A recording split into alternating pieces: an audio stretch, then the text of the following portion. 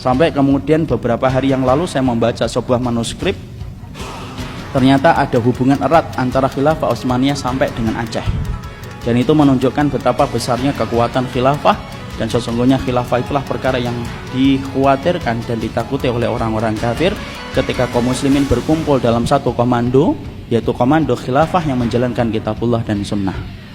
Makanya janji dari Allah itu apa? Khilafah itu muncul, dan orang kafir itu membaca itu, Pak.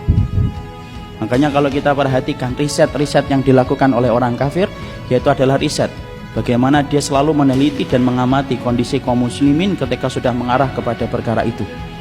Makanya mereka berusaha untuk melambatkan, walaupun mereka itu tahu kemenangan Islam itu datang. Makanya hari ini kita dapatkan permusuhan. Tidak ada agama yang paling dimusuhi di atas muka bumi kecuali Islam. Tidak ada agama yang mendapatkan permusuhan paling besar di atas muka bumi kecuali adalah Islam. Kalau agama ini bukan turun dari Allah, sudah hancur dan sudah punah jauh ratusan tahun sebelum kita lahir.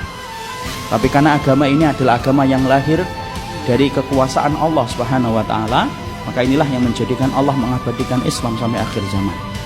Makanya orang-orang kafir itu ngerti betul, kemenangan Islam itu pasti datang. Karena bisa jadi, maaf Pak, orang kafir itu bisa meredam semangat Islam, tapi tidak bisa meredam kemenangan.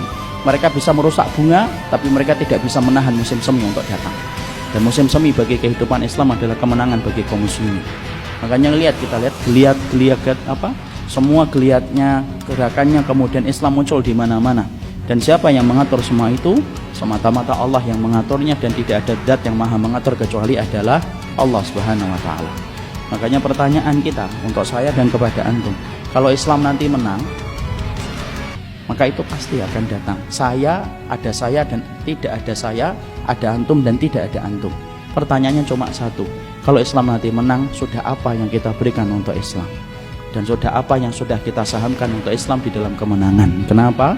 Kalau 1 rupiah di kantong kita saja akan ditanya oleh Allah dari rupiah itu bagaimana mendapatkannya, apalagi urusan agama. Karena setiap orang akan ditanya bagaimana urusan agama ketika dia tinggal dan hidup di dalam kehidupannya.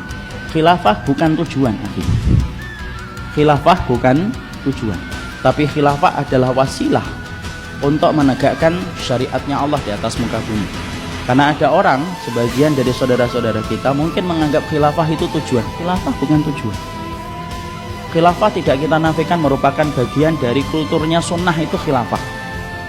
Siapapun hari ini mau dan tidak mau setuju atau tidak setuju, dia tidak mampu menghilangkan dan menafikan kulturnya sunnah itu ada dalam khalifah. Tapi kemudian khilafah itu dalam Islam bukan tujuan, tetapi adalah sarana untuk membumikan syariat Allah di atas muka bumi. Makanya inilah yang menjadikan kita terus kemudian kita berdakwah, terus kita menyampaikan kalimat-kalimat syar'i kepada umat, supaya akhirnya umat memahami kebutuhan mereka kepada syariat lebih besar daripada kebutuhan mereka kepada profesi pekerjaan mereka.